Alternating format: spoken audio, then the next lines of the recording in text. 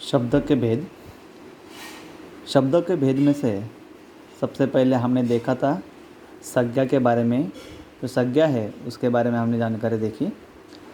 अभी हम देख रहे हैं सर्वनाम। जो सर्वनाम है उस सर्वनाम के बारे में अब हम जानकारी देखने वाले हैं।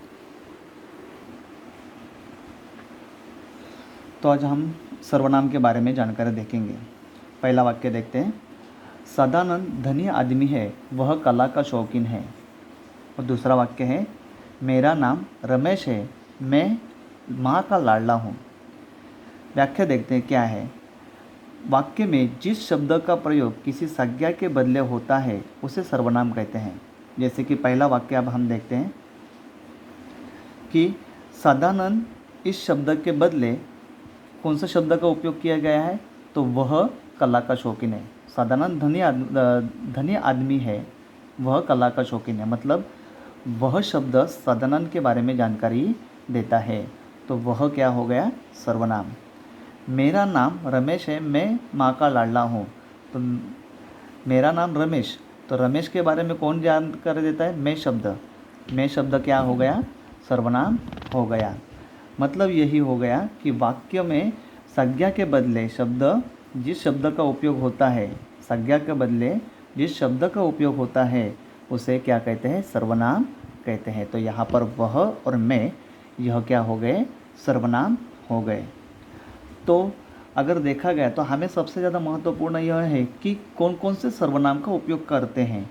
तो मैं, हम, तुम, तू, वह, वे, यह, ये, कोई, किसी, कुछ, किसका, खुद, स्वयं, जो, जिसने, किसने, कौन आदि, ऐसे बहुत सारे शब्द का सर्वनाम के तौर पर क्या किया जाता है, उपयोग किया जाता है।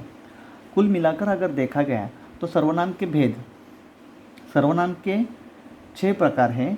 पुरुषवाचक सर्वनाम, निश्चयवाचक सर्वनाम, अनिश्चयवाचक सर्वनाम, निजवाचक सर्वनाम, संबंधवाचक सर्वनाम, प्रश्नवाचक सर्वनाम। हम इनके बारे में क्या करने वाले, जानकारी देखने वाले हैं।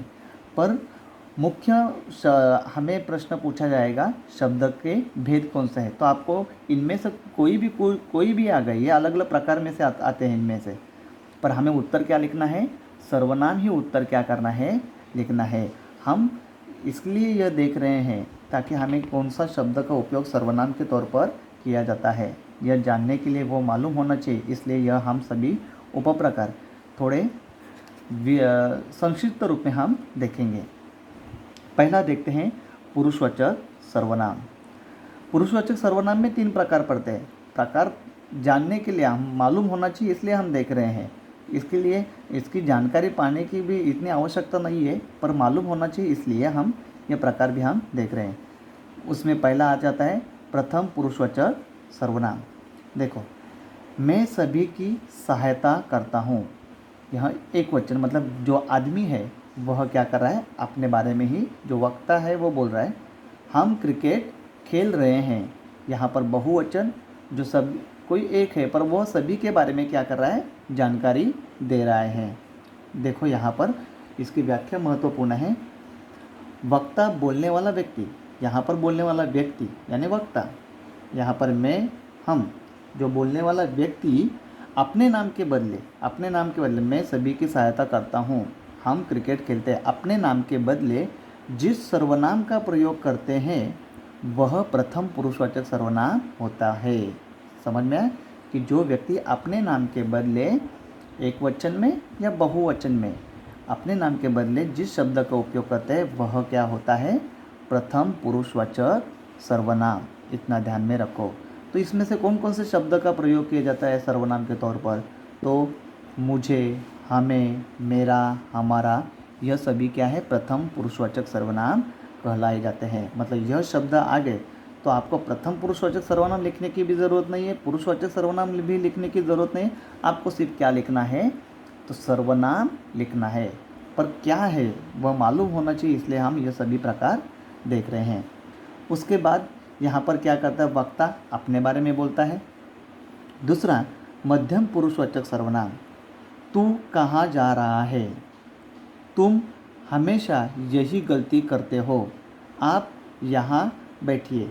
यहाँ पर अगर देखा गया तो जो श्रोता है वह श्रोते को क्या कर रहा है, वक्ता बोल रहा है, मतलब सुनने वाला व्यक्ति उस सुनने वाले व्यक्ति के बारे में जानकारी दे रहे हैं।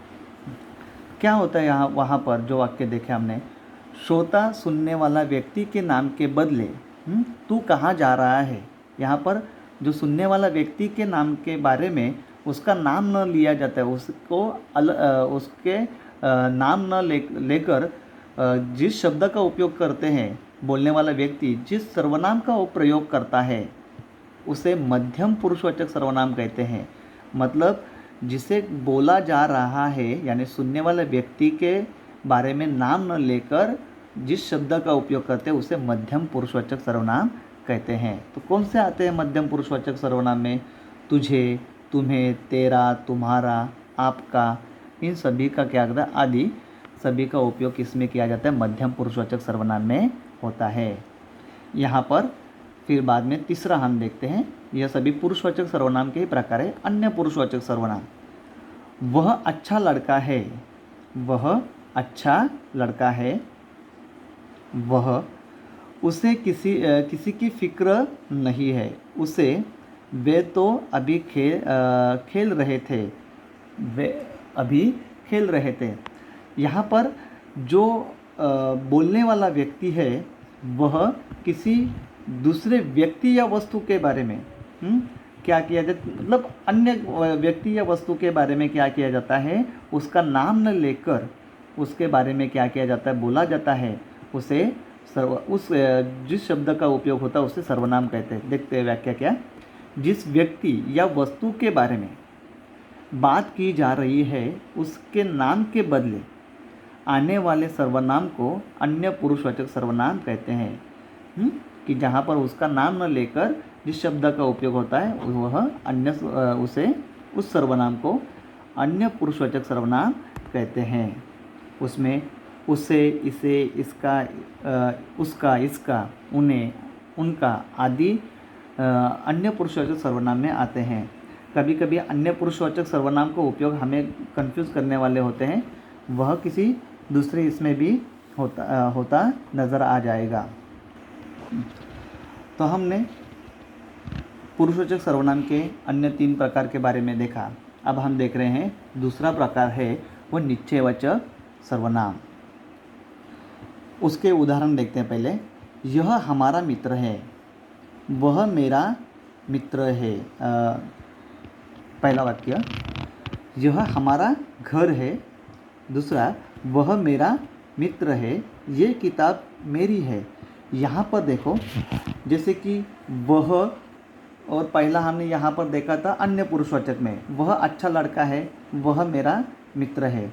तो यहाँ पर अगर वह के नीचे अधोरेखित किया होगा तो वह अन्य पुरुषवाचक में जाएगा, और मेरे के नीचे अधोरेखित किया तो वह किसमें आ जाएगा? निश्चयवाचक सर्वनाम। पर हमें प्रकार के बारे में ज़्यादा देखने की, बारे में जानने की ज़रूरत भी नहीं है।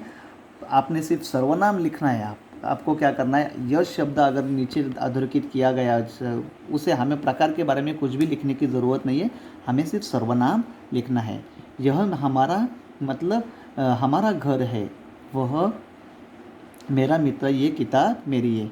जिस सर्वनाम से वक्ता के पास या दूर के किसी निश्चित व्यक्ति या वस्तु का बोध हो, निश्चित व्यक्ति या वस्तु का बोध हो, इसे निश्चयवाचक सर्वनाम कहते हैं। जैसे कि निश्चित, हमारा जो शब्द है वो निश्चितता का बोध करते हैं। मेरा, मेरी, यह निश्चितता का बोध करते, इसलिए यह क्या है? निश्चयवाचक सर्वनाम कहते हैं।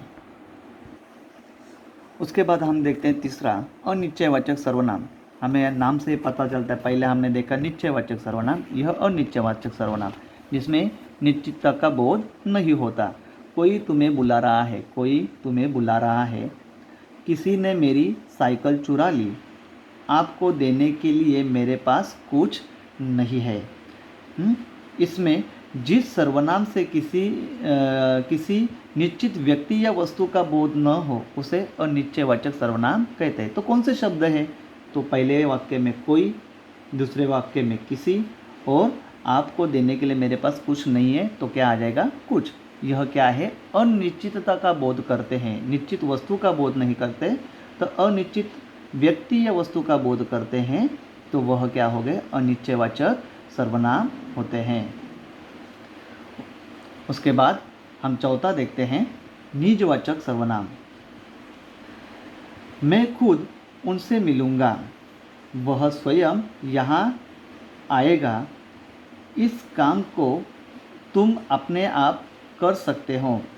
यहाँ पर एक इसकी विशेषता है, देखो, जो सर्वनाम वाक्य में अपने ठीक पहले आई हुई संज्ञा या सर्वनाम के साथ उसकी निजता प्रकट करते हैं, प्रकट करने के लिए आए हैं, उसे निजवाचक सर्वनाम कहते हैं। कौन सा, कि जैसे कि मैं, यह अगर मैं खुद उनसे मिलूँगा, मैं के नीचे अधोरेखित किया गया है, तो यह कौन से सर्वनाम में आ जाएगा, तो प्रथम पुरुषवाचक सर्वनाम में। मैं खुद, तो मैं खुद, मैं यह क्या है, सर्वनाम है, तो वह खुद भी क्या है, सर्वनाम है, वह निजता प्रकट करता है, यह इसलिए इसे क्या कहेंगे, निजवाचक सर्वनाम। वाक्य में आई हुई सर्वनाम के साथ उसकी निजता प्रकट करता है, वह भी सर्वनाम है, और स्वयं यह भी क्या है, सर्वनाम है, तो वह स्वयं यहाँ आएगा, तो यह क्या हो जाएगा, अन्य पुरुषवाचक में आ जाएगा।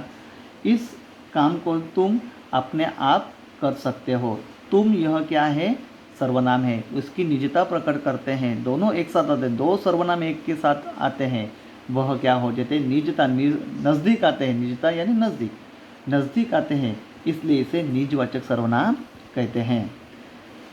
उसके बाद है पांचवा, संबंधवाचक सर्वनाम। संबंध यानी जो संबंध जोड़ता है। हृदय वही है जो उदार हो, जिसने अच्छा अभिनय किया उसे पुरस्कार मिला। इसके पहले हम व्याख्या की तरफ जाते हैं, व्याख्या आपको पूरा संबंध क्या है वह समझा देगी। वाक्य में आए हुए दो सर्वनामों में से दो सर्वनाम यहाँ पर आए हैं, एक सर्वनाम की विशेषता बताने के लिए दूसरे सर्वनाम की सहायता ली जाती है, तब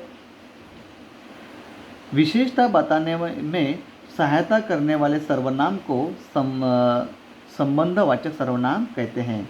यहाँ पर जो उदार हो, उदार यह क्या है, विशेषता बताता है, जो शब्द क्या है, सर्वनाम है, और उदार यह क्या है, विशेषता उसकी। तो उसकी विशेषता कौन बता, जो शब्द है, इसलिए वह संबंधवाचक सर्वनाम। जो हृदय के बारे में क्या कर रहे हैं, बोल रहे हैं, हृदय की विशेषता बता रहे हैं। दूसरे वाक्य में जिसने अच्छा अभिनय किया उसे पुरस्कार मिला, तो यहाँ पर देखो, उसे भी सर्वनाम है, जिसने भी सर्वनाम है, पर यहाँ पर जिसने यह क्या हो जाएगा, संबंधवाचक सर्वनाम। हमें कुछ इतना लेना देना नहीं है कि यह कौन से प्रकार में से आता है, संबंधवाचक है, हमें सिर्फ इतना समझ में आपको आना चाहिए कि यह सर्वनाम है, यह समझ में आना ज़रूरी है। तो जिसने अच्छा अभिनय किया, तो अभिनय कैसा किया, उसने अच्छा अभिनय किया, वह उसके बारे में क्या कर रहा है, विशेषता बता रहा है, संबंध बता रहा है, तो उसे क्या मिला, पुरस्कार मिला।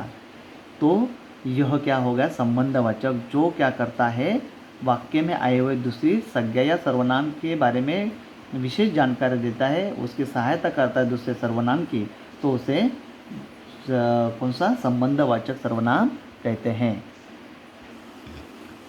उसके बाद अंतिम का जो है वह प्रश्नवाचक सर्वनाम। सबसे आसान, जो प्रश्न प्रकट करता है उसे प्रश्नवाचक सर्वनाम कहते हैं। यह पत्र किसने लिखा है, तो किसने यह क्या आ जाएगा, सर्वनाम आ जाएगा।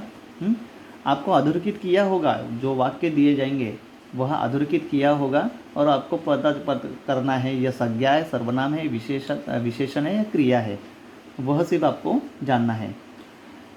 एवरेस्ट शिखर पर पहले कौन पहुंचा, तो इसमें कौन सा सर्वनाम आ जाएगा, तो कौन यह क्या आ जाएगा, सर्वनाम आ जाएगा। इस थैली में क्या है, तो क्या यह क्या आ जाएगा, सर्वनाम। बहुत ही आसान है, जिस सर्वनाम से किसी के बारे में प्रश्न पूछा जाए उसे प्रश्नवाचक सर्वनाम कहते हैं। यह सभी आपको आसानी से पता चलेगा। तो आज हमने जो सर्वनाम है उस सर्वनाम के बारे में, जो शब्द के भेद में से पहला हमने देखा संज्ञा, और दूसरा अभी हमने देखा सर्वनाम। फिर बाद में हम विशेषण जो है वह विशेषण क्या है वह देखेंगे। धन्यवाद। ठीक है।